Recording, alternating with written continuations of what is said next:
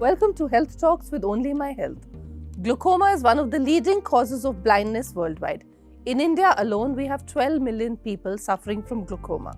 But the good news is that if detected early, the problem can be addressed.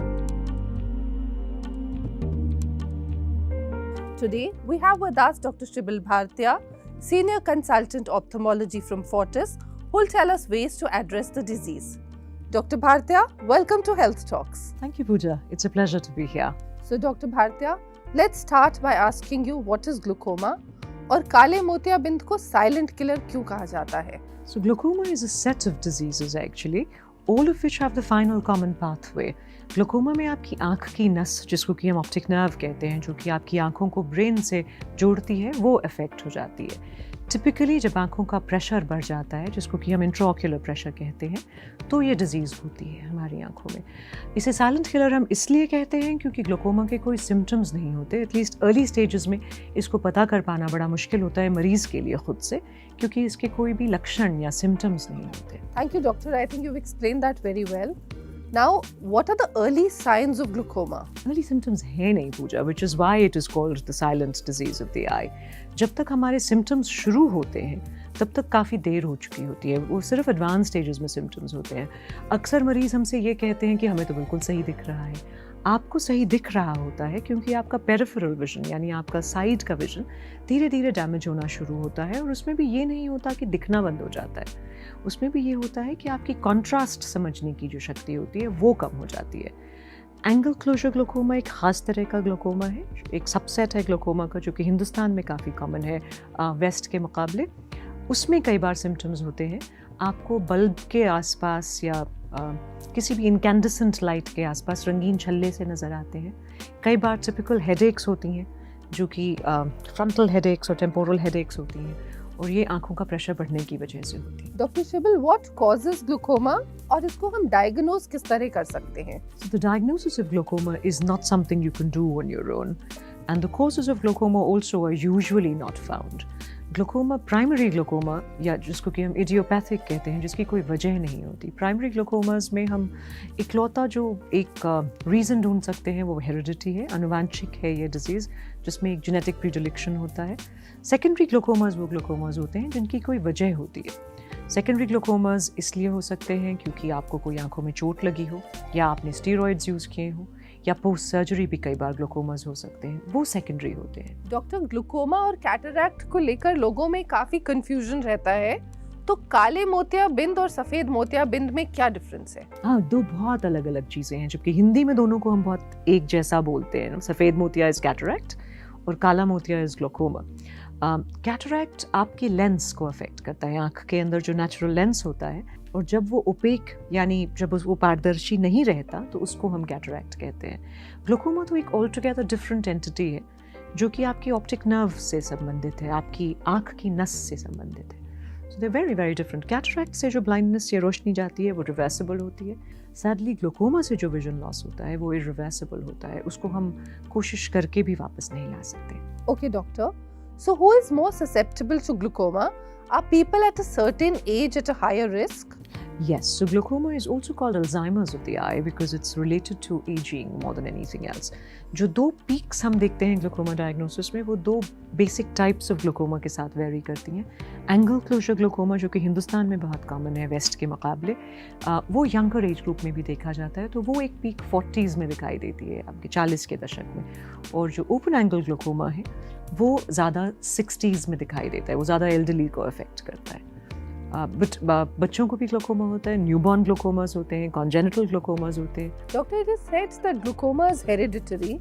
So if there is a history in the family, what can we do to protect oneself? That's a tough one. So if there is a history in the disease, you are obviously more at risk because history is a significant risk factor for glaucoma. जो सबसे important चीज़ है कि वो आप अपने annual health checks ना miss करें, क्योंकि आपके डॉक्टर आपको अर्ली स्टेजेस में डायग्नोज कर सकते हैं। स्टीरॉयड यूज़ के साथ बहुत ज़्यादा केयरफुल रहें। इवन इनहेल्ड स्टीरॉयड्स, जो हम एस्थमा के लिए स्टीरॉयड्स लेते हैं, जो आई ड्रॉप्स डालते हैं, जो नेजल स्प्रे लेते हैं, जो कानों में डालते हैं, ना सिर्फ खाने वाले स्टीरॉयड्स। तो स्टीरॉयड्स एक बहुत बड़ा फैक्टर हैं जो ग्लोकोमा के लिए हमें ख्याल रखने की ज़रूरत है। और स्मोकिंग का एक एसोसिएशन है ग्लूकोमा के साथ, जो कि पॉजिटिव तो हम नहीं कह सकते इस वक्त, क्योंकि लेकिन हाँ, दोनों के बीच में लिंकेज है, तो प्लीज़ स्मोकिंग वैसे भी बंद कर देनी चाहिए, लेकिन अगर आपको ग्लूकोमा का रिस्क है तो फिर तो ज़रूर ही छोड़ देनी चाहिए। If diagnosed with glaucoma, what is the line of treatment that we need to follow? So there is a certain array of tests that we advise depending on आप किस clinical stage पे हैं।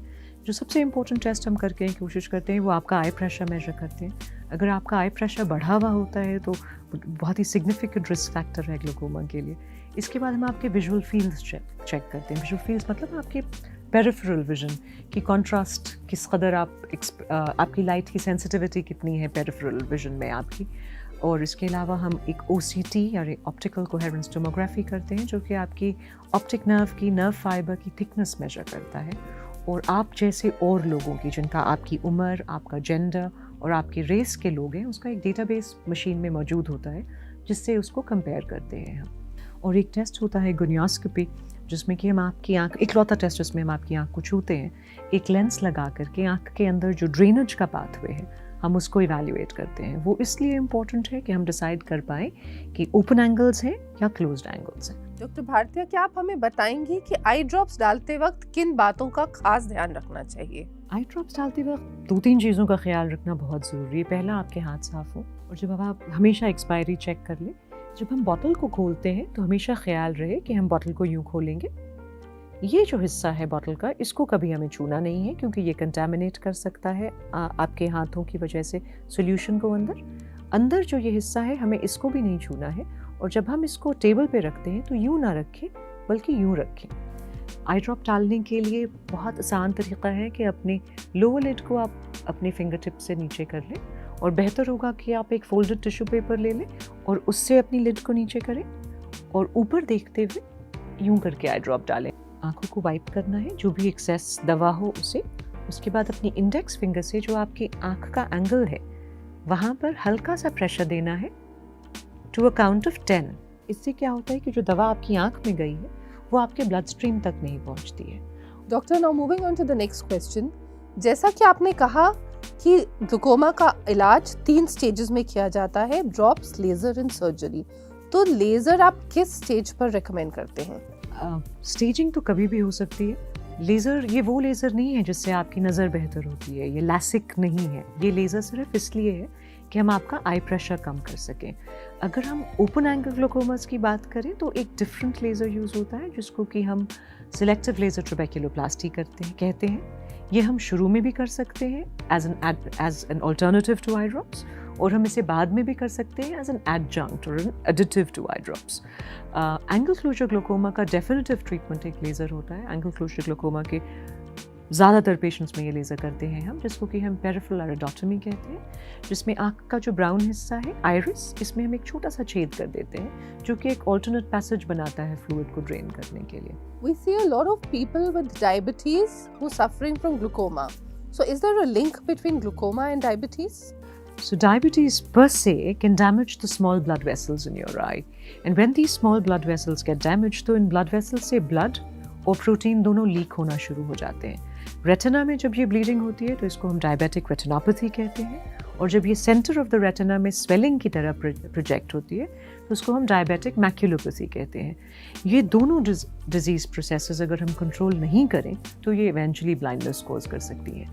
डायबिटीज़ का एक और important linkage glaucoma के साथ है। Glaucoma is twice as more common in diabetics as compare to normal population, और जैसा कि हम अभी डिस्कस कर ही रहे थे, glaucoma can eventually lead to irreversible blindness. Dr. Shibil, I was reading in your blog that glaucoma can be managed by other ways also. So what is the alternate treatment that you recommend for glaucoma? So when we talk of what is called CAM, complementary and alternative medicine, in a place like India, it is extremely important to be very, very clear that none of this is actually an alternative to treatment for glaucoma. You can use them as ancillary measures. ये आपके treatment का substitute नहीं है, लेकिन कई एक जड़ी बूटियाँ या herbs हैं जिनके बारे में हमने कोशिश तो की है जानने की as scientists and clinician scientists over the years. अभी तक जो evidence है उसमें सबसे ज़्यादा evidence गिंको बायलोबा की तरफ जाता है। गिंको बायलोबा लीफ एक्सट्रैक्ट है, वो एक गिंको की हरी पत्तियों से एक्सट्रैक्टेड है, उसको कहते हैं कि वो हेल्प करता है आँखों में सर्कुलेशन मेंटेन करने के लिए ब्लड का. Lot of other things have been tried. We do talk about antioxidants कि वो आपकी जनरल आई हेल्थ में मदद करते हैं और कॉन्सिक्वेंटली आपकी नर्व को प्रोटेक्ट करने में हेल्प करते हैं.